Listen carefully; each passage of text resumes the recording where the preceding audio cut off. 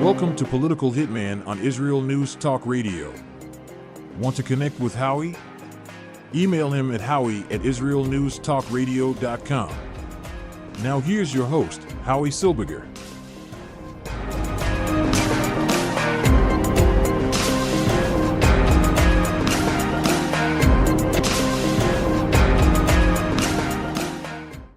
And I'm Howie Silbiger. Welcome to Political Hitman here on Israel News Talk Radio. So the news is in, and it is inevitable that this would have happened. They're reporting tonight that Prime Minister Bibi Netanyahu is going to authorize the recapturing of the Gaza Strip. That Israel is going to retake Gaza. Now, I don't think that this is a huge surprise. I don't think anybody should be shocked about this. In fact, I think this should have happened a long time ago. When Hamas entered Israel and massacred Jews in a genocidal attack, and the reason I call it a genocidal attack is because they said that they wanted to kill all the Jews in Israel. That if they wouldn't have been stopped, they would have continued to other places in Israel, and they would have destroyed Jews there too. They would have killed Jews there too. And then they promised on October 7th every single day until Israel frees Palestine, whatever that means. So Israel taking over the Gaza Strip. Now the history of the Gaza Strip is an amazing history. Israel captured the Gaza Strip during the 1967 war, during the Six-Day War. A defensive war. They were being attacked. They defended themselves. They conquered land. The land that they conquered included Judea, Samaria, half of Jerusalem, the half that they didn't have, and the Gaza Strip. Now, the Gaza Strip was always a bone of contention for Israel, and they wanted to give it back. They didn't want to occupy Gaza. It had 1 million Arabs living in it at the time, or a little over 1 million Arabs. And Israel had no intention of occupying land that had 1 million Arabs living in it. They weren't interested in that. They said, take the Gaza Strip, make an Arab state out of it. Make it your Palestine and enjoy it. And let's live in peace together, side by side. But that never happened. And that never happened for various reasons, mostly that the Arabs didn't want peace with Israel. Now, we discussed the reasons why the Arabs don't want peace with Israel many times on the show. We've had that discussion a bunch of times, that there is an Islamic edict that says that any land that was controlled by an Islamic caliphate could never be controlled by anybody else. Therefore, Israel was part of the Ottoman Empire, which was an Islamic caliphate. And therefore, anybody who controls that land that's not Islamic is an infidel and must be destroyed. So we know that that's the vision that Hamas has, that's the vision the PLO had, that's the vision that everybody who's ever opposed Israel has, is that Israel being a Jewish state is a direct violation of Islam, and therefore cannot exist in the Middle East on holy Islamic land. So knowing that, we know that negotiated settlements with Arabs is never going to work. If they care about Islamic law, there's no way they're going to allow a country to exist that doesn't conform with Islamic law. Because in their view, Islamic law takes precedence over anything else. Which is why the numerous peace agreements that Israel signed with the Arabs never took off. And the numerous times that Israel offered many beneficial deals to Arab leaders, including Arafat, they walked away. They walked away from the table. They didn't accept those deals. Because every single deal that Israel ever offered was predicated on the Arabs accepting the fact that there's a Jewish state there and recognizing Israel as a legitimate Jewish state, which they can't do because it violates Islamic law. And so the wars continue over and over again. But October 7th changed the playing field altogether. Now, Israel had vacated Gaza. They had pulled out every man, every woman, every child, every dog, every cat, every fire hydrant, every building, every grave. There was zero Jewish presence in Gaza. They pulled out completely. And they said, take it. Make Palestine in Gaza, which would make total sense. Take Gaza, make Palestine out of Gaza. You have your state. You're longing for a Palestinian state. There is the land. Use it. A bunch of Jewish philanthropists, of course, because this is what Jews do, bought out all the greenhouses and factories that were in Gaza that were generating millions of dollars for the Gazan Jews, the Jews who were living in Gaza and the Jewish communities in Gaza. They bought out the factories and they gave it to the Arabs. They didn't even charge them for it. They said, take the stuff, take the factories, take the greenhouses, and make Gaza into the oasis of the Middle East. Unfortunately, Hamas had other ideas. And the day after the Jews left, the day after they finished pulling out, they started lobbing missiles from Gaza into Israel. Now, we hear a lot of crying, a lot of people belly aching about the fact that Israel's bombing Gaza and that, you can't drop bombs on innocent civilians' heads. And we hear a lot of belly aching, especially from Western media. We hear a huge amount of belly aching about that.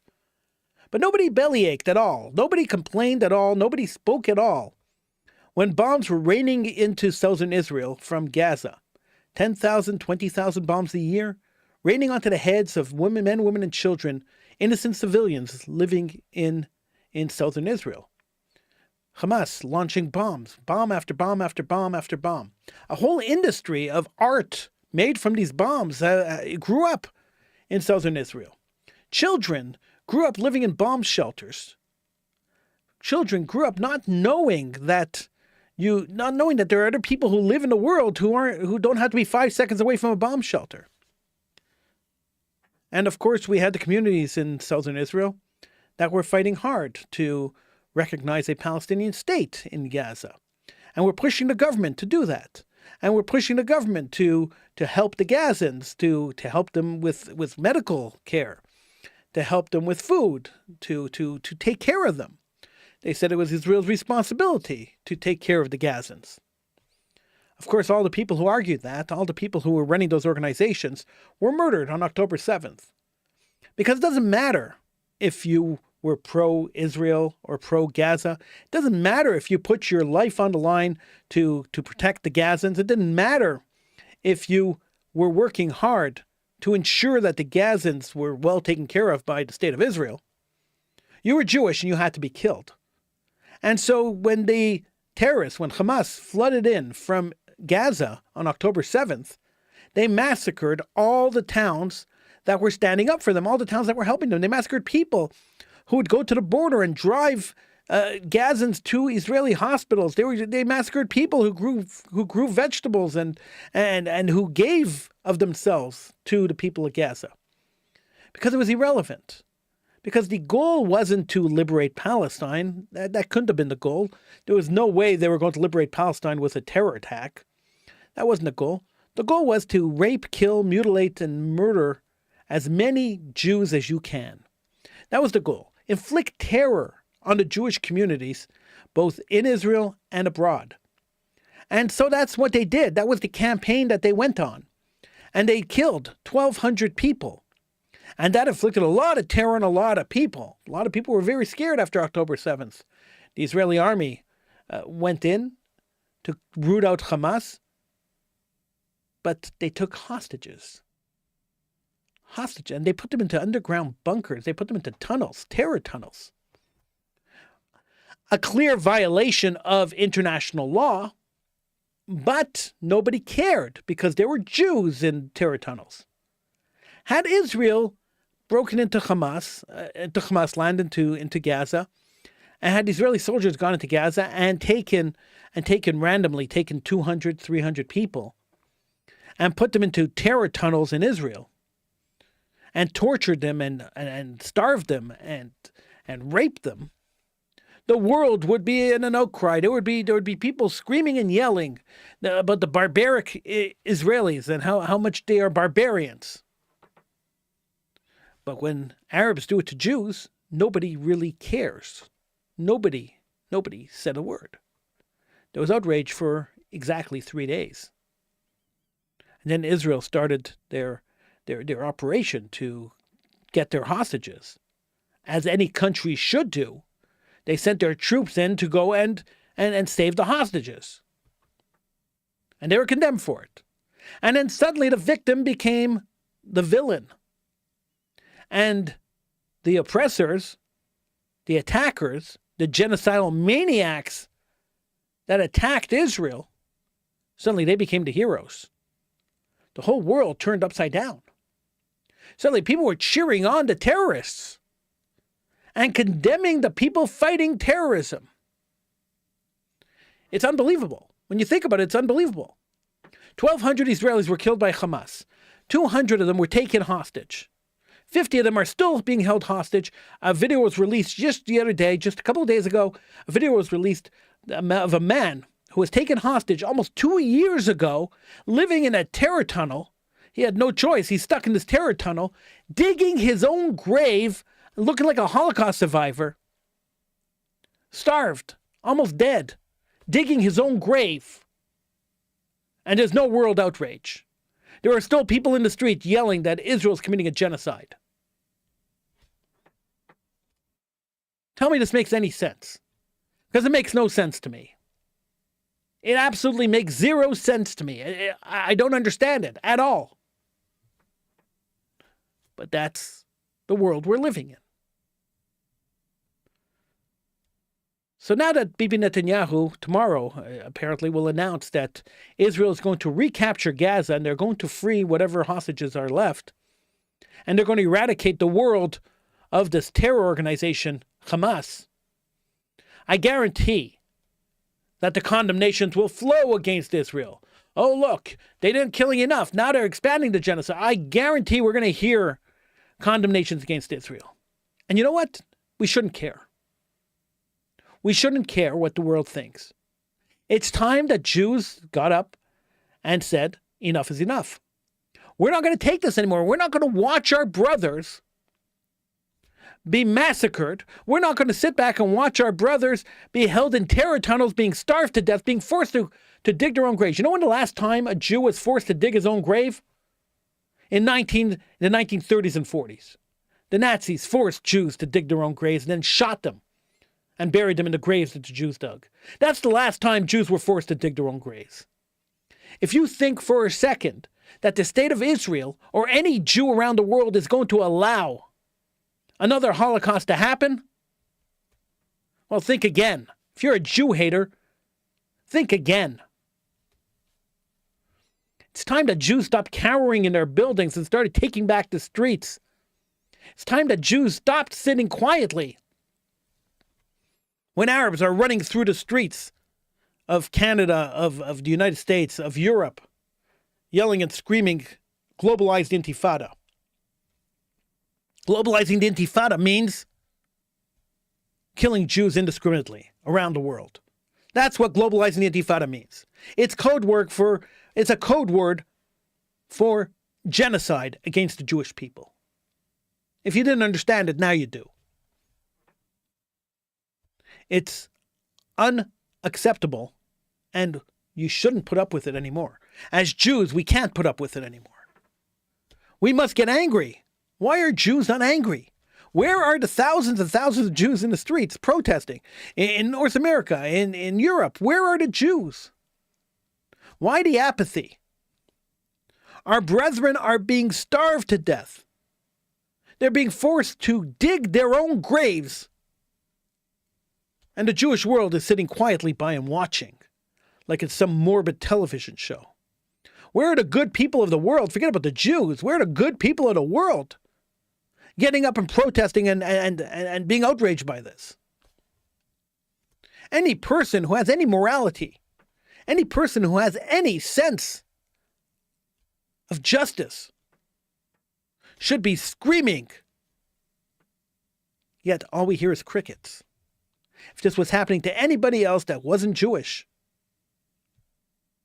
the anger, the frustration, and the pure disgustingness of this would be expressed across every news channel. Would be people would be in the streets. Hamas would be forced to release these hostages. Instead, what do we get? We get England and France and Canada saying that they're going to recognize a Palestinian state. We get that. That's what we get. We get the so-called Western cultured world, the so-called first world, saying that they're going to reward Hamas for massacring Jews. They're going to reward Hamas for being Nazis, for starving Jews to death, for holding Jews in terror tunnels and giving them shovels and forcing them to dig their own graves. Let's reward them.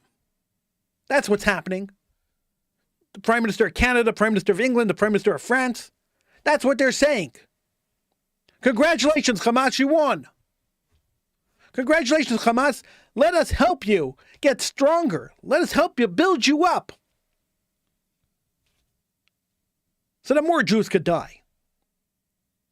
By the way, these are also the same countries whose Jewish communities have been under attack since October 7th. And the governments have done nothing, virtually nothing, to protect the Jewish communities in their countries. But you know, there are Jewish MPs, there are Jewish members of parliament, both in England and in Canada and in France. Jews who say, we support the Jewish people, we're going to support Israel. You have those Jews, those court Jews. We see them in every single generation. Every generation has a court Jew. A Jew that stands with the enemy. A Jew that excuses the atrocities that are committed against the Jewish community. Every generation we see this. Last generation, the Holocaust generation, had the capos. The Jews sitting in parliaments that are saying that we are going to recognize a Palestinian state, they're the same as the capos of the Nazis. They will turn in their Jewish population to save their own butts.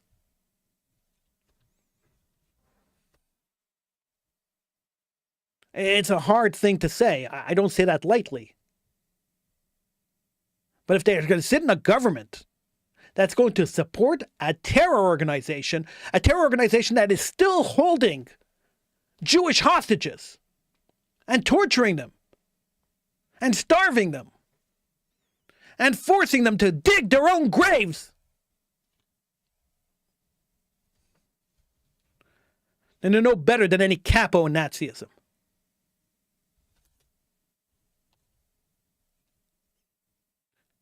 It is a scary, horrific situation.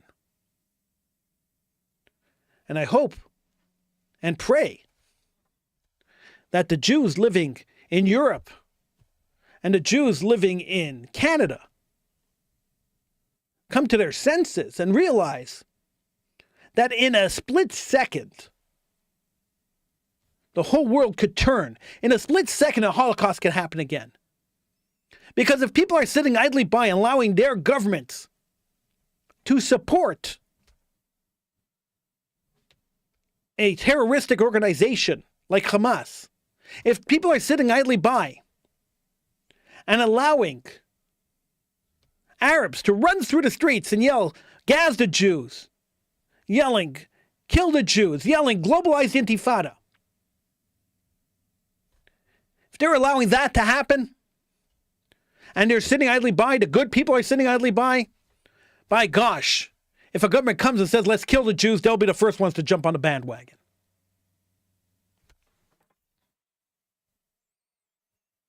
It's a scary thing to say, but it's the truth. Good people don't exist anymore. Good people are afraid to stick their necks out for their neighbors. Good people are cowering in their buildings, cowering in their homes, silenced by the radical Jew haters that have taken the streets. And the police? Well, the Jew haters have taken governments. So the government of Canada, the government of France, the government of England are being run by Jew haters, by Hamas supporters. The mayors of major cities where these protests are happening are also Jew haters. Major protests are happening in Canada. In Toronto, the mayor of Toronto has ordered the police to stand down and ordered them to stop pro-Israel protesters from confronting Arab Hamas supporters who have taken the streets and have stayed there for 90 weeks. Every time a Jewish protester, who have set up across the street, but in less numbers, because they don't pay their protesters to be there. Every time a Jewish protester approaches an Arab protester or holds up a sign saying we support Israel or holds up an Israeli flag, they get arrested in Toronto. In Montreal, not much different. The mayor of Montreal ordered the police to step down. And when the police are confronted by Jews who get hit in the face, get assaulted because they're carrying an Israeli flag, the police say, hey, there's nothing we can do about it. Speak to the mayor. She's in charge. London is no different. Protesters in London yell "Gaz to Jews" in the middle of the street. And the police stand idly by and do nothing. In France, the chief rabbi of France has warned Jews of France not to be identifiably Jewish outside of Jewish institutions. Take the mezuzahs off your door. Take your Jewish ornaments off yourself when you walk through the streets of France. Don't look Jewish. Because there's a danger in Jews walking through the streets of France. We have gone back to the times of the Nazis. We are living in a time where Jewish life is not valued by anybody, and Jews can be killed anywhere with the full support of the government. It is a scary time. But the only difference between now and Nazism is that we have a place to go. The Jews aren't stuck where they are. And that Jews could go to Israel anytime. The law of return allows Jews to go to Israel. Now, many Jews are afraid to go to Israel. And I always laugh when someone tells me, I'm afraid to go to Israel. I'm afraid. I don't want to go to Israel. I'm afraid. And I laugh. And I laugh because Israel is the country of the Jews, where the Jewish army is protecting the Jewish population. You would rather put your fate in the hands of people who hate you? Jewish students in North America are afraid to walk to universities, afraid to go into university campus, wearing anything that identifies themselves as Jewish. Jews, by the way, are the only people in the Western world who need security in front of their places of worship. They're the only people in the Western world who are afraid to show who they are. In a world that says diversity, in a world that says we accept everybody. Man, if you want to identify as a camel, we'll accept you. We'll call you a camel. But if you identify as a Jew, man, that's it for you. The only places in the world are Western countries, so-called democratic free countries. And yet, we accept it. And Jews in France say, okay, so we'll take our yarmulkes off. Okay, we'll wear baseball caps. We'll tuck our tzitzis in. We won't look identifiably Jewish. Who won? Jew haters won. You've allowed them to win. And Jews in North America who hide in their buildings, who don't protest in the streets in large numbers. Hundreds of thousands, millions of Jews living in North America, and no protest that have more than 500, 400 people. Everyone's afraid to protest. Afraid that the Arabs are going to show up and beat them up. Well, the Jew hater exists on Jewish fear. The Jew hater loves when the Jew is... They've won. Their idea is to terrorize Jews. That's what they want to do. They want to terrorize you. And they've won. They have won. And we sit around and we accept it. And we allow it to happen to us. We don't fight back. And the ones who do fight back, the people who get up and say stuff, people like me, who get up and scream and yell and say things, we're called radicals. We're blacklisted. We're banned from going to the official Jewish communities events. We're not invited to speak anywhere. We're not invited to be part of the mainstream conversation. Because our ideas are radical. Ooh, they're violent. I'm not going to stand around and let somebody come and punch me in the face and not punch them back. Nobody should. I have dignity. I'm Jewish and I have dignity. And I believe we should all have dignity. I don't think that it's too much to ask for Jews to go and fight back. I don't think it's too much to ask for the Jewish leadership to say enough is enough. We're not going to tolerate this anymore. Instead of investing hundreds of millions of dollars into fixing security cameras in buildings and putting security guards in front of the buildings, invest hundreds of millions of dollars into training the Jewish community on how to fight back. Invest the money into self-defense, both how to fight back verbally, teach university, high school, university students how to really advocate for Judaism, not Israel. And I know we conflate the two, and the two always get mixed up. But Judaism is different than Israel. But how to defend Israel, how to defend Judaism, and spend the money teaching Jews how to defend themselves physically, so that when the time does come where your neighbor is going to attack you physically, you could fight back. You're not like a lamb to the slaughter. We saw what happens when Jews go like lambs to the slaughter. We can't allow that to happen again. But people like me don't get invited to speak anywhere. People like me never get invited to speak. We are called the radicals. We are called the fringe. Well, if self-preservation and preservation of my people is fringe, then I'm proud to stand as a fringe person. If what I'm saying is radical, I am proud to say it. And I don't care what the repercussions are, because I think that the survival of the Jewish people and self-preservation and defending Judaism and defending Jews is more important than the thoughts of some rich guy who got appointed president of the Federation or United Jewish Appeal or any other Jewish organization that value money over people who actually care. Give a plaque to a guy who gave you $1 million, but throw a guy who's fighting, who's on the front end, fighting, throw him under the bus, because that's what you do. It's enough with the reconciliation, with the interfaith dialogues, with all this garbage. It's enough. We're Jewish, we're different, we're proud to be different. And whoever doesn't like it should feel the wrath of our anger. And you're going to come and take our hostages? You're going to pay the price for that. And Bibi Netanyahu has finally, well, I don't think he has much to lose anymore. He has finally grown the guts to say enough is enough.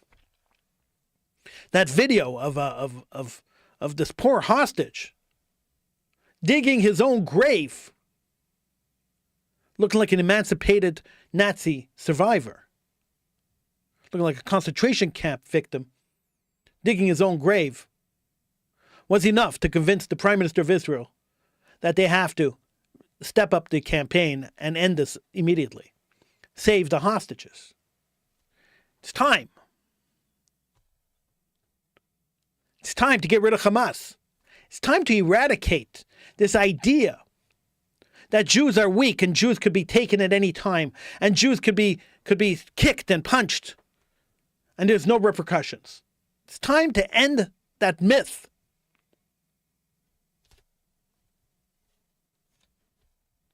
It's time for Jews to go home. It's time for Jews to finally say, our welcome in North America has run out. It's time for Jews to finally say, we cannot continue to live under these conditions. And it's time for Jews to pack up and leave while they still can. To leave Europe, to leave Canada, to leave the United States, to go back to Israel, where Jews belong. It's time. And it's time. I wish I could come on here. I wish I could come on here to the show. I wish I could be happy. I wish I could tell you about happy stories. I really do. And it seems like every time I get on, every time I do a show, it's always these negative stories. It's always these stories about Jews being killed. But that is the actual truth of what's happening. 20 Jewish kids, a bunk of Jewish kids who are at camp, got pulled off a plane in France last week. Their counselor was beaten because he objected that they were pulled off. And they were pulled off the plane because they were singing Hebrew songs. They weren't instigating anyone. They were singing Hebrew songs. It was a camp. There were a bunch of kids. Yanked off a plane for singing Hebrew songs. Jewish musicians in Germany, and I don't know why they were in Germany. No Jew should ever go to Germany, but these guys were in Germany. Jewish musicians in Germany were speaking Hebrew in a restaurant. They were removed from the restaurant. And then they were banned from performing. Is this because Israel is at war with Gaza? Are these attacks on Jews outside of Israel because Israel's at war with Gaza? Or is there something else going on?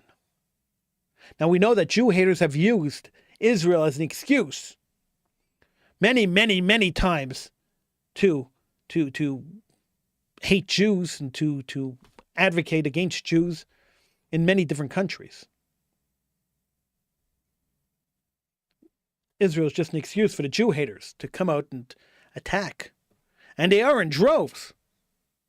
And the world is doing nothing. The world doesn't care. Jewish blood doesn't matter to the world. We're at a point where enough is enough. We are fed up. The Israeli government is fed up. They're going to take care of their problem. And God willing, they will eradicate Hamas and anybody who supports Hamas. And they will control the Gaza Strip, stopping any further terror actions that could come out of that region. And in North America and in Europe, where the governments have actively and openly supported Hamas, and they are continuing to do that, hopefully they get what they deserve to. Elected out of office. Ostracized. Because supporting a terror organization that is actively torturing Jews is the most vile thing you could possibly do.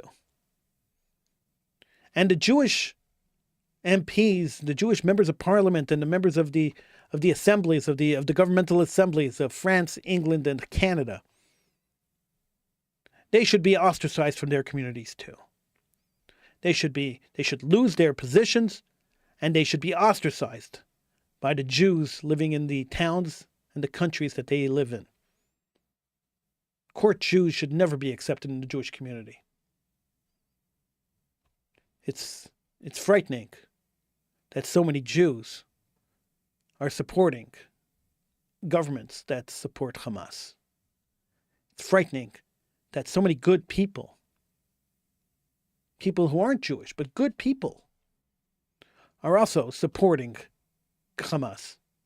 And how are they supporting them? By not speaking up, by not being vocal, by not doing anything. Silence is acceptance. And the people who are remain silent and all we hear is crickets, those people are actively propping up Hamas. It's scary. It's really scary. What can we do? What can we as Jews do? I could sit here and scream all day and all night. I could stay on for 3 hours and scream. I could stay on for an hour. I could stay on for 3 hours. I could scream and yell and make every argument in the world and show you through news articles, and there's tons of them, how much Jews are being oppressed across the world. How many Jews are being thrown out of restaurants, out of theaters, being fired from their jobs because they're Jewish. How many Jews are afraid to walk around with any Jewish paraphernalia on for fear of being killed for being Jewish? I could show you all this, but you could find it yourself. You don't need me to show you, and if you're Jewish, you know it's happening. So what can we do as Jews? We could be more vocal. We could scream and yell. We could do more protests. We could get out in the street and start screaming. We don't have to be apathetic. We don't have to be afraid. We could be free people if we choose to be free people. If we rid ourselves of the victim mentality, if we realize that we are not weak, we are strong people with weak leadership. Change the leadership. Be strong. Be active. That's the solution here. If we continue to sit around and do nothing, if we continue to sit around and accept our fate, well, then Judaism in North America, Jews in North America and Jews in Europe won't be around very long. Because it won't be too long until the neighbors rise up. It won't be too long until we start seeing and feeling the wrath of Jew hatred as it engulfs our countries. Won't be too long. It's already halfway there. You can still fight it back. We could still probably end it. We could still probably reverse it. We got to act fast. Ignoring it, it's not going to make it go away. Call your member of parliament if you live in Canada, England, or France. Tell them how disgusted you are with your government's stance. Write letters, articles to the newspapers. Get your point of view out there. The more we speak, the louder we are, the more we'll be heard. And maybe, just maybe, with our continued actions, our continued effort, we could possibly reverse the trend of Jew hatred in North America, or at least send them back under the rocks that they came out of. Maybe. We could only try. I'm Howie Silbiger. This is Political Hitman on Israel News Talk Radio. Check out the website, israelnewstalkradio.com. Thank you so much for listening. I'll be back next show. Have a great one.